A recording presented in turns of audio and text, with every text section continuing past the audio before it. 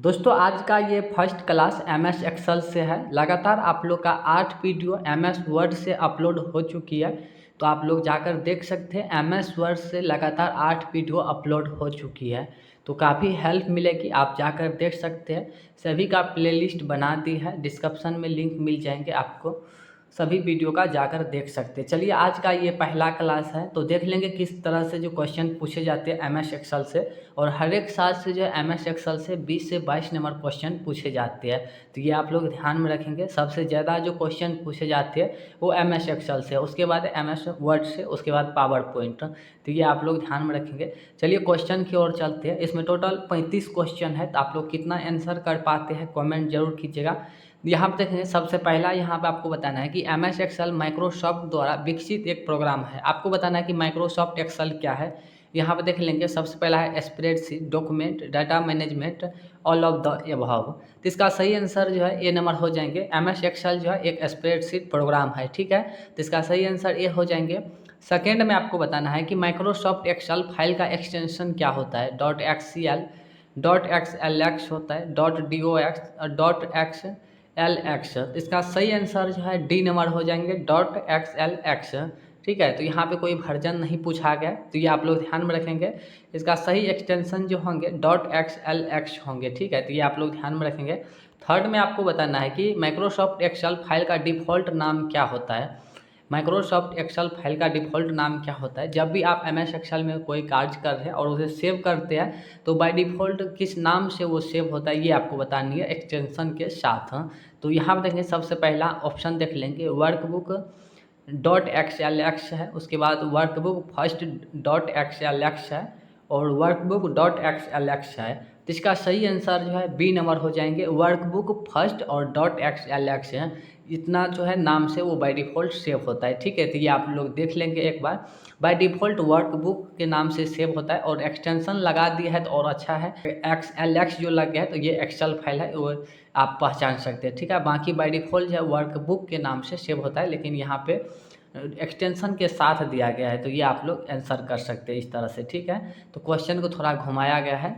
चलिए 4 में आपको बताना है कि शॉर्टकट कुंजी कंट्रोल D उपयोग डैश डैश के लिए किए जाते हैं। यहाँ पे देखिए काफ़ी सारे छात्र जो है गलत कर देते हैं। कंट्रोल D से क्या होता है MS एक्सेल में, ये आपको बतानी है। तो MS वर्ड में कंट्रोल D से फॉन्ट डायलॉग बॉक्स ओपन होता है। तो MS एक्सेल में फॉन्ट डायलॉग बॉक्स ऐसा कोई विकल्प ही नहीं होता है, ठीक है। ये आप लोग ध्यान में रखेंगे कि MS एक्सेल में कंट्रोल D से MS एक्सेल में फॉन्ट डायलॉग बॉक्स ओपन नहीं होता है। यहाँ पर ऑप्शन देख लेंगे, open the font dialog box, open format cell dialog box, shift current cell value in the right cell, fill down the selection. यहाँ पे देखिए इसका सही आंसर जो है डी नंबर हो जाएंगे, ठीक है। यहाँ पे काफ़ी सारे छात्र गलत कर देते हैं कि कंट्रोल D से फॉन्ट डायलॉग बॉक्स ओपन होता है। तो MS एक्सेल में फॉन्ट डायलॉग बॉक्स नहीं होता है, फॉर्मेट डायलॉग बॉक्स होता है, ठीक है। तो ये आपको ध्यान में रखना है। इसका सही आंसर जो है डी हो जाएंगे, fill down in the selection. जैसे आप समझ लेंगे, यहाँ पे एक सीट है और यहाँ पे कोई सेल में आप राम लिख दिए हैं, राम लिख दिया है, और आप नीचे वाले कर्सर करेंगे और इंटर करेंगे, और खाली जो आपका सेल है दूसरा नीचे वाले, वहाँ पे जाएंगे और कंट्रोल D करेंगे, तो ऊपर में जो राम लिखा हुआ है वो सेम जो है नीचे में वो जो है फिल हो जाएंगे, ठीक है। तो एक सीरीज बाय सीरीज जो है फिल डाउन, मतलब नीचे की ओर जो है वो फिल होती जाएगा। जितना बार आप कंट्रोल D करेंगे उतना बार राम राम राम राम टाइप होते जाएंगे। तो ये आप लोग ध्यान में रखेंगे, आप लोग गलती नहीं करेंगे। इसका सही answer fill down in the selection है, तो ये आप प्रैक्टिकल करके देख लेंगे, ठीक है। चलिए उसके बाद आपको बताना है कि MS Excel format dialog box open का शॉर्टकट कुंजी क्या होता है। फॉर्मेट डायलॉग बॉक्स, ठीक है, तो ये ध्यान में रखेंगे।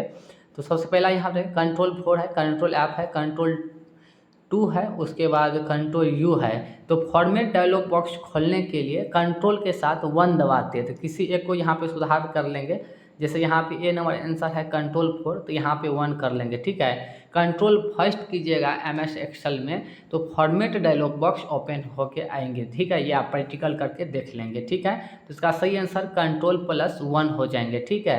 ए नंबर को आप सुधार कर लेंगे, ठीक है। फॉर्मेट डायलॉग बॉक्स ओपन करने का शॉर्टकट कुंजी कंट्रोल के साथ 1 होता है, ठीक है। जो अभी छात्र पढ़े होंगे तो आप लोग को अच्छे से पता होगा। उसके बाद 6 में आपको बताना है कि माइक्रोसॉफ्ट एक्सेल किसके लिए प्रयोग किया जाता है। सबसे पहला यहाँ पर देखेंगे, आपको बताने कि माइक्रोसॉफ्ट एक्सेल में आप क्या सब कर सकते हैं। एनालिसिस, डाटा एंट्री ऑपरेटर के काम कर सकते हैं, डाटा मैनेजमेंट, अकाउंटिंग से संबंधित काम कर सकते हैं और बीटेकिंग का काम कर सकते हैं, ऑल द एबव। तो इसका सही आंसर जो है डी हो जाएंगे। डाटा एंट्री ऑपरेटर का भी काम कर सकते हैं, अकाउंटिंग से रिलेटेड भी काम कर सकते हैं, उसके बाद एनालिस्ट कोई डाटा तैयार भी कर सकते हैं। तो इसका सही आंसर डी हो जाएंगे। उसके बाद साथ में आपको बताना है कि what is the collection A worksheet. आपको बताना है कि वर्कशीट के कलेक्शन को क्या कहा जाता है। आप इतना समझ लेंगे कि कोई भी वर्कशीट में आप काम कर रहे हैं और जो सेव करते हैं तो वो किस नाम से सेव होता है, यही आपको बताना है कि what is the collection of work book called. तो लेटर होगा, बुक होगा, टेक्स्ट बुक होगा, वर्क बुक होगा। इसका सही आंसर डी हो जाएंगे। वर्कशीट के कलेक्शन को हम वर्क बुक कहते हैं, ठीक है। तो ये आप लोग ध्यान में रखेंगे, ठीक है। चलिए आगे आपको बताना है 8 में, the total of row in MS Excel. आपको बताना है कि माइक्रोसॉफ्ट एक्सेल में टोटल रॉ कितना होता है, ये आपको बतानी है। 1012 है, 1024, 10,48,576। तो MS एक्सेल में रॉ की जो संख्या होती है 10,48,576 होता है, ठीक है। उसके बाद 9 में आपको बताना है total number of column. Microsoft Excel में टोटल कॉलम कितने होता है, ये आपको बतानी है। सबसे पहला है 26, 12,457, 16,384। इसका सही आंसर जो है सी नंबर हो जाएंगे। कॉलम जो होता है 16,384 होता है और रॉ जो होता है 10,48,576 और कॉलम, लास्ट कॉलम जो होता है एक्स, एफ और डी होता है, ठीक है। ये आप लोग ध्यान में रखेंगे, एक्स, एफ और डी होता है लास्ट कॉलम, ठीक है। चलिए आगे और भी क्वेश्चन आपको महत्वपूर्ण देखने को मिलेगा MS एक्सेल से। यहाँ पर देखिए आपको बतानी है कि MS एक्सेल में डिफ़ॉल्ट कॉलम की चौड़ाई कितना होता है। आपको बताना है कि MS एक्सेल में कॉलम जो होता है इसकी चौड़ाई कितना होती है, ये आपको बतानी है। कॉलम की चौड़ाई होती है और रॉ की हाइट होती है। तो आपको बताना है कि जब भी आप MS एक्सेल ओपन करते हैं तो छोटा छोटा जो बॉक्स दिखाई देता है तो कॉलम जो होता है ऊपर से नीचे की ओर होता है और रॉ जो होता है ये हॉरिजेंटल होता है। तो आपको बतानी है कि आप जो यहाँ पे सेल देख रहे हैं एक कॉलम, तो ये बॉक्स का कितना चौड़ाई होता है ये आपको बतानी है। एक कॉलम की चौड़ाई कितना होता है बाय डिफ़ॉल्ट, ये आपको बतानी है। तो यहाँ देखिए 15 है, 20 है और 73.2 है, उसके बाद 20 है। तो यहाँ पे देखेंगे इसका ऑप्शन देख लेंगे हम, नीचे वाले ऑप्शन पर दिए इसका ऑप्शन देख लेंगे। 15 है, 25 है, 256 है, 8.43 है। तो कॉलम की जो चौड़ाई होती है, कॉलम का जो विड्थ होता है 8.43 होता है बाय डिफ़ॉल्ट, ये आप लोग देख लेंगे, ठीक है। उसके बाद 11 में आपको बताना है कि MS एक्सेल में डिफ़ॉल्ट रॉ की लंबाई कितना होता है। यहाँ पे कॉलम का पूछा गया है और यहाँ पर आपको रॉ की बतानी है। तो रॉ का ऑप्शन देख लेंगे, 15 है, 20 है, 73.2 है, 20 है। तो इसका सही आंसर जो है ए नंबर हो जाएंगे। MS एक्सेल में रॉ की जो हाइट होती है वो 15 होता है बाय डिफ़ॉल्ट, ठीक है। और कॉलम का जो विड्थ होता है 8.43 होता है और रॉ की जो हाइट होती है वो 15 होता है बाय डिफ़ॉल्ट, ठीक है। चलिए आगे आपको बताना है कि MS एक्सेल में कॉलम की अधिकतम चौड़ाई कितना होता है। यहाँ पर देखिए फिर से एक नया क्वेश्चन आ गया कि बाय डिफ़ॉल्ट जो कॉलम की चौड़ाई होती है 8.43 होता है और बाय डिफ़ॉल्ट रॉ की जो लंबाई होती है वो 15 होता है। तो यहाँ पर आपको बताना है कि MS एक्सेल में कॉलम की अधिकतम चौड़ाई कितना हो सकता है। तो ऑप्शन देख लेंगे, 255, 256, 409, 16,384। तो यहाँ पे कॉलम की पूछी जा रही है तो आपको यहाँ पे जो सही आंसर हो जाएंगे 256 हो जाएंगे, ठीक है। MS एक्सेल में कॉलम की अधिकतम चौड़ाई जो होता है वो 256 तक आप बड़ा कर सकते हैं, ठीक है। उसके बाद आपको बताना है कि MS एक्सेल में रॉ की अधिकतम चौड़ाई कितना हो सकता है। तो रॉ की यहाँ पे चौड़ाई के जगह पे लंबाई होना चाहिए। कॉलम की चौड़ाई होता है, कॉलम का विड्थ होता है और रॉ की हाइट होती है। तो यहाँ पे चौड़ाई के जगह पर आप लंबाई दे देंगे, ठीक है। तो आपको बताना है कि MS एक्सेल में रॉ की अधिकतम ऊंचाई कितनी होती है। 405, 4 से 255, 256। इसका सही आंसर बी नंबर हो जाएंगे। MS एक्सेल में रॉ की अधिकतम लंबाई जो होता है वो 4 से 9 होता है, ठीक है। चलिए आगे आपको बताना है, इन तीनों में से एक क्वेश्चन आपके एग्जाम में 100% रहने वाले हैं, ये आप लोग ध्यान में रख लेंगे, ठीक है। उसके बाद 14 में आपको बताना है कि MS एक्सेल में एक सेल में कुल कितना वर्ड आप लिख सकते हैं। आपको बताना है कि एक सेल जो होता है एक बॉक्स, उस बॉक्स के अंदर आप कितना वर्ड टाइप कर सकते हैं ये आपको बतानी है। 32,767, 32,768, 1,32,768 और 16,384। तो इसका सही आंसर जो है ये नंबर हो जाएंगे। 32,767 वर्ड आप एक सेल में टाइप कर सकते हैं, ठीक है। चलिए आगे आपको बताना है 16 में कि MS एक्सेल में अंडू कितने बार उपयोग में ला सकते हैं। आपको बताना है कि MS एक्सेल में कोई आप शीट में कोई डॉक्यूमेंट टाइप किए थे और आप उसे डिलीट कर दिए, आप उसे चाहते हैं दोबारा से Ctrl Z अंडू करना चाहते हैं, तो आप कितना बार अंडू से जो डॉक्यूमेंट डिलीट की है तो कितना बार आप अंडू करके वो डॉक्यूमेंट को रिकवर कर सकते हैं। आपको अंडू करने का विकल्प कितना बार मिलेंगे ये आपको बतानी है। यहाँ पे ऑप्शन देख लेंगे, 25 है, 50 है, 100 बार और 75 बार। तो यहाँ पे इसका सही आंसर सी हो जाएंगे। आप Ctrl Z जो है 100 बार कर सकते हो, उससे ज़्यादा आप 100 से ज़्यादा अगर आपका कोई भी डाटा डिलीट है तो उससे ज़्यादा रिकवर नहीं होगा। आप Ctrl Z 100 बार जो है अंडू कर सकते हैं, ठीक है। वो MS एक्सेल में भी होता है, MS वर्ड में भी होता है। तो कोई भी कॉपी किया हुआ टेस्ट है, आप उसे डिलीट कर दिए तो आप दोबारा से अंडू करना चाहेंगे तो आप 100 बार जो है आप यूज कर सकते हैं अंडू। Ctrl Z 100 बार आप करके उसे रिकवर कर सकते हैं, उससे ज़्यादा आपका डाटा रिकवर नहीं होगा, ठीक है। तो क्वेश्चन यही पूछा जा रहा है कि अंडू आप कितने बार उपयोग में ला सकते हैं, तो 100 बार ला सकते हैं, ठीक है। तो उसके बाद आपको बताना है कि एक समय में कितने उपयोगकर्ता MS एक्सेल फाइल खोल सकता है। आपको बताना है कि एक समय में कितने उपयोगकर्ता MS एक्सेल पे कार्य कर सकता है एक समय में, समझ सकते हैं। 10,48,576 रॉ होती है और 16,384 कॉलम होता है। तो उसी अकॉर्डिंग जो है एक बार में एक एक्सेल शीट पे कितना यूजर उस सीट पे काम कर सकता है ये आपको बतानी है एक बार में। यहाँ पे 62 यूजर, 65 यूजर, 256 और 512 यूजर। तो इसका सही आंसर जो है सी नंबर हो जाएंगे। 256 यूजर जो है एक सीट पे एक बार में कार्य कर सकता है, ठीक है। ज़रूरी नहीं है कि एक ही डेस्कटॉप पे वो काम कर सकता है, तो बाकी लिंक जो रहता है तो वो लिंक के माध्यम से कर सकता है, ठीक है। तो इसका सही आंसर जो है सी नंबर हो जाएंगे। 256 यूजर जो है एक एक्सेल सीट पे कार्य कर सकता है, ठीक है। उसके बाद आपको बताना है कि वर्कशीट में एक कॉलम और एक रॉ के प्रतिच्छेदन को डैश डैश कहा जाता है। तो रॉ और कॉलम से जो बनता है वो सेल बनता है। तो इसका सही आंसर डी हो जाएंगे। तो इसका सही आंसर डी हो जाएंगे 18 का। उसके बाद 20 में आपको बताना है यदि सभी तर्क ट्रू का मूल्यांकन करते हैं तो कौन सा तार्किक फंक्शन ट्रू लौटाता है, नहीं तो गलत लौटाता है। ये क्वेश्चन जो है एग्जाम के दृष्टिकोण से महत्वपूर्ण है। यहाँ पर आपको बताना है कि MS एक्सेल में हम एक तर्क यहाँ पे समझ सकते हैं, एक कंडीशन लगा रहे हैं। ट्रू मतलब सही होता है। मान लीजिए कि हम कंडीशन एक लगा रहे हैं, उसके बाद बीच में ऐसा कौन सा फंक्शन लगाएंगे तो आगे फिर से जो हम कंडीशन लगा सकते हैं ये आपको बतानी है। और है, एंड है, इफ़ है। तो इसका सही आंसर जो है बी नंबर हो जाएंगे। कोई भी कंडीशनल लगाएंगे तो उसके बाद और मतलब एक कंडीशन लगा लिए, उसके बाद और लगाएंगे, फिर और लगाएंगे, ठीक है। तो एंड का प्रयोग करेंगे हम बीच में, यही आपको बताना है। ये आप जब फार्मूला टाइप करेंगे ना तो वहाँ पर आपको ये सब फंक्शन जो है काम करने वाली है, ठीक है।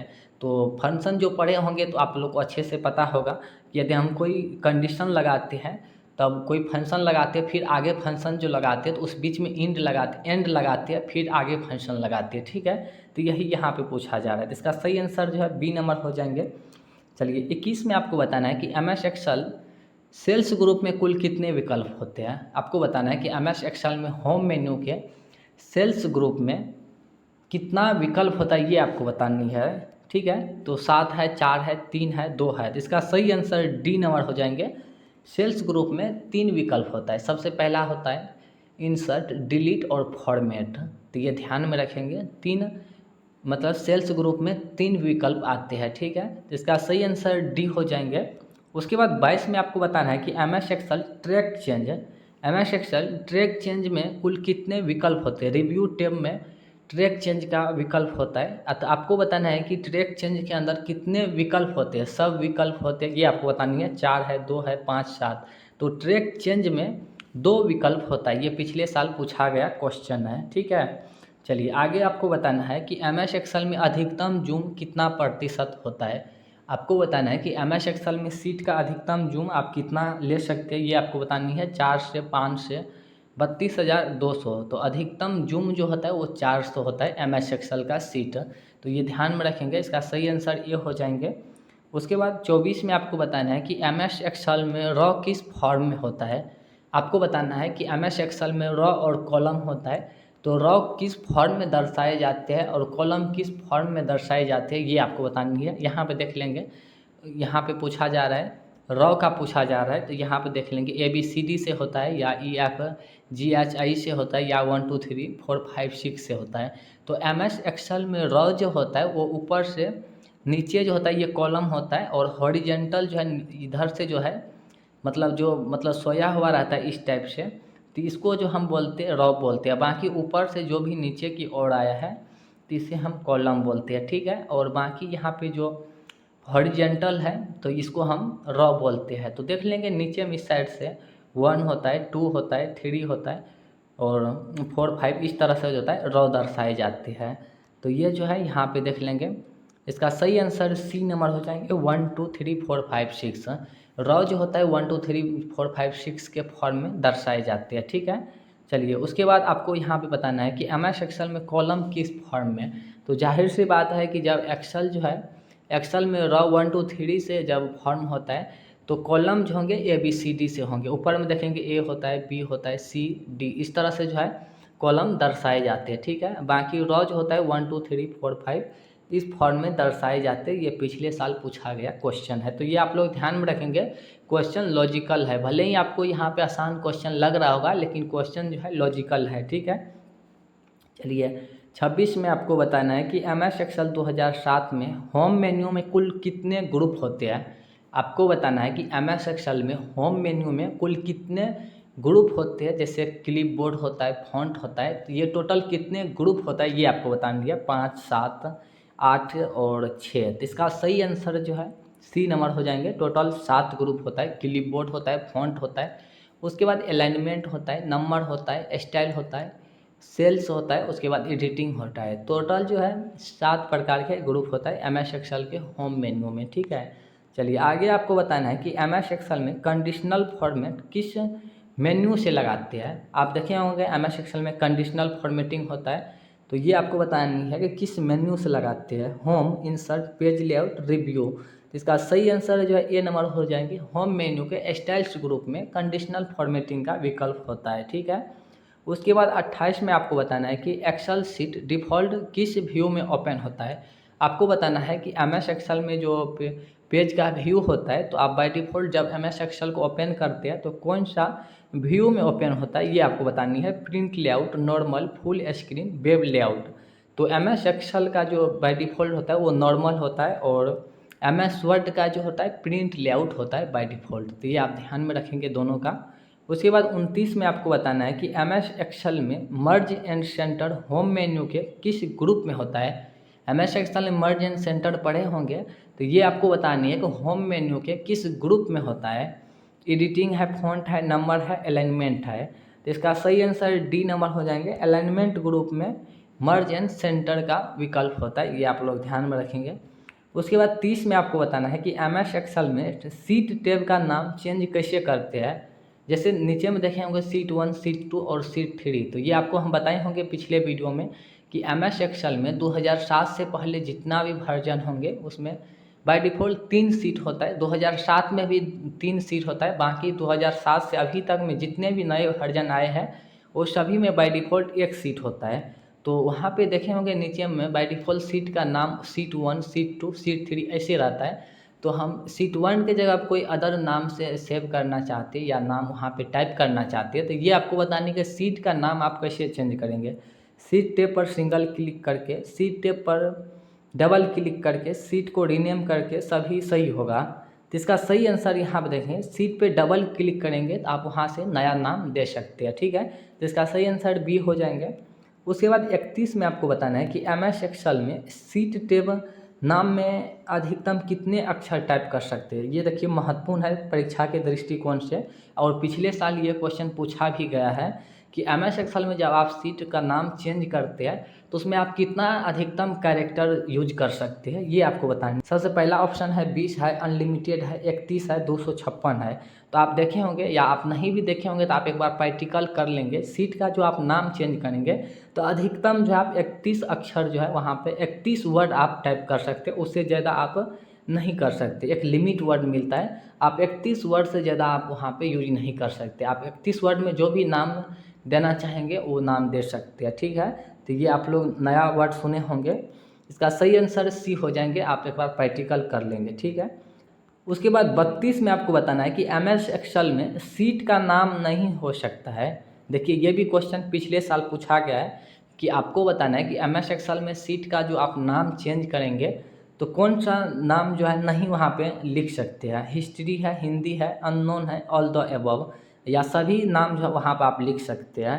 तो ये भी यूनिक क्वेश्चन है कि MS एक्सेल में आप देखेंगे सीट का नाम जो चेंज करेंगे तो आप एक हिस्ट्री के नाम से आप वहाँ पे चेंज नहीं कर सकते, बाकी आप कोई भी नाम टाइप कर सकते हैं। आप देख लेंगे एक बार सीट टैब का नाम जो आप चेंज करेंगे बाय डिफ़ॉल्ट आप वहाँ पर रीनेम का ऑप्शन रहता है, रीनेम से भी कर सकते हैं या आप उस पर डबल क्लिक करके भी कर सकते हैं। तो यहाँ देखिए हिस्टोरी आप उस पर टाइप करके इंटर करेंगे तो आपको रिविजनल जो है रिविजनल का ऑप्शन आ जाएंगे, मतलब ये अमान्य आपका सीट नाम होगा। हिस्टोरी के नाम से आप इतना समझ लीजिए कि हिस्टोरी के नाम से आप सेव नहीं कर सकते हैं, कोई भी सीट का नाम आप हिस्ट्री के नाम से सेव नहीं कर सकते। ये आप जाकर देख लेंगे एक बार, सीट 1, सीट 2 और सीट 3 जो रहता है तो वहाँ पे आप रीनेम करेंगे और हिस्ट्री लिख के आप इंटर करेंगे तो रिविजनल का आपको वहाँ पे एरर आएंगे। आप हिस्ट्री के नाम से सेव नहीं कर सकते, बाकी कोई अदर नाम से सेव कर सकते हैं। तो ये यूनिक था, बाकी आप दुनिया में कोई भी नाम जो है यहाँ पे टाइप कर सकते हैं, बाकी हिस्ट्री के नाम से आप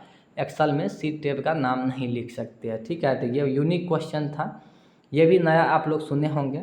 चलिए उसके बाद 33 में आपको बताना है कि MS एक्सेल में रेप टेक्स्ट किस ग्रुप में होता है। रेप टेक्स्ट जो होता है ये किस ग्रुप में होता है ये आपको बतानी है। Home, editing, font, alignment. तो MS एक्सेल में अलाइनमेंट ग्रुप में रेप टेक्स्ट का विकल्प होता है, ये आप लोग जाकर देख सकते हैं। इसका सही आंसर डी हो जाएंगे। उसके बाद 34 में आपको बताना है कि MS एक्सेल में होम मेन्यू में एडिटिंग ग्रुप में, होम मेन्यू में देखेंगे तो एडिटिंग ग्रुप होता है और उसमें एक क्लियर का ऑप्शन रहता है। तो क्लियर के अंदर कितने सब विकल्प होते हैं ये आपको बतानी है, 4, 5, 3, 6। तो इसका सही आंसर जो है ये नंबर हो जाएंगे। MS एक्सेल में होम मेन्यू के एडिटिंग ग्रुप में आप देखेंगे क्लियर होता है, तो क्लियर कंटेंट होता है, क्लियर फॉर्मेटिंग होता है और क्लियर ऑल होता है। 4 विकल्प उसमें होता है, आप देखेंगे टोटल 4 विकल्प होता है। ठीक है, उसके बाद 35 में आपको बताना है कि एक्सेल में फार्मूला टैब हाईलाइट कैसे करते हैं। इसका आंसर आप लोग कमेंट कीजिएगा कि MS एक्सेल में फार्मूला टैब हाईलाइट कैसे करते हैं। पिछले वीडियो में हम जानकारी दिए थे, Alt A, Alt D और Alt M और Alt W। तो इसमें टोटल हम 35 क्वेश्चन का डिस्कशन किया है और एग्ज़ाम के ओरिएंटेशन से जो आपको इस क्वेश्चन से जो है 2 से 3 नंबर एग्जाम में आ सकते हैं। ठीक है, हम गारंटी लेते हैं कि 2 से 3 नंबर आपको एग्जाम में आ सकते हैं। तो आप लोग इस क्वेश्चन जितने भी यहाँ पर हम डिस्कशन किए हैं आप देख सकते हैं अच्छे से और आप लोग अच्छे से याद कर लेंगे। बाकी आप लोग को इस चैनल के माध्यम से रेगुलर जो है अब क्लास देखने को मिलेगा MS एक्सेल और MS पावर पॉइंट, साथ ही MS वर्ड से जो है आप लोग का 8 क्लास अपलोड हो चुकी है।